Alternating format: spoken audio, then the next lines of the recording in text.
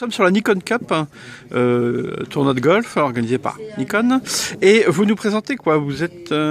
Alors, donc, moi je suis Marion Hainaut, je suis chef de marché Sport Optics pour la France et la Belgique pour Nikon. Aujourd'hui, ce que je vais vous présenter, c'est nos 2 télémètres laser qui sont disponibles pour le golf. Alors, tout d'abord, le télémètre Cool Shot. Donc, c'est un télémètre qui va simplement vous donner la distance horizontale au drapeau ou à un point que vous désirez atteindre. L'idée, c'est que ce télémètre est facile d'utilisation. Vous avez simplement à appuyer sur le bouton Power une première fois pour le mettre en marche et vous appuyez une seconde fois pour prendre la distance.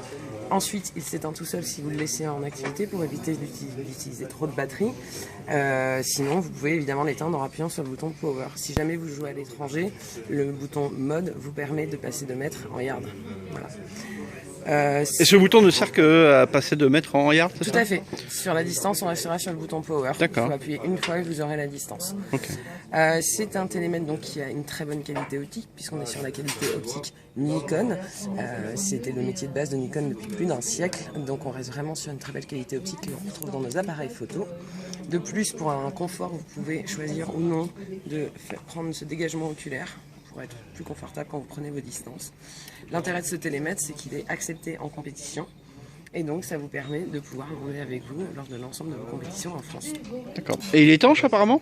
Oui, en effet. Alors étanche, ça ne veut pas dire qu'on peut le plonger sous l'eau, mais ça veut dire qu'en effet, s'il tombe dans une flaque, s'il fait mauvais temps quand vous jouez ou s'il y a de la pluie, il n'y a aucun souci, le télémètre restera actif.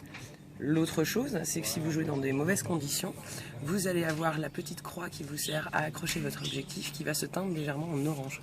Donc ça vous permettra d'avoir quand même une belle visibilité de ce que vous ciblez, même s'il fait un mauvais temps, s'il pleut ou s'il y a des nuages. D'accord. C'est quoi la petite chose noire qu'on voit dessous là? Alors ceci, c'est la batterie en fait. Là, il s'agit de produits de démonstration, de prototypes, donc en fait elle n'est pas comme ça normalement. Elle est beaucoup plus simple d'ouverture et en fait c'est une pile très basique comme dans les appareils. D'accord, au niveau de autonomie, on est combien de temps là-dessus? Là on peut partir sur une autonomie d'environ 8 heures tranquillement, il n'y a aucun souci. À 8 heures c'est amplement suffisant, oui. On peut faire même 2-18 trous. Exactement, et si on prend un peu de temps, un grand 18 trous. D'accord. Voilà. Est-ce que c'est un produit connecté au sens où on peut envoyer les informations qui sont récoltées du télémètre vers une application? Non, pas du tout. Pour rester sur un prix accessible, puisqu'aujourd'hui il est sur donc, un prix de 320 € sur le marché, on n'a pas du tout cette faculté d'avoir une connexion Wi-Fi avec un autre appareil.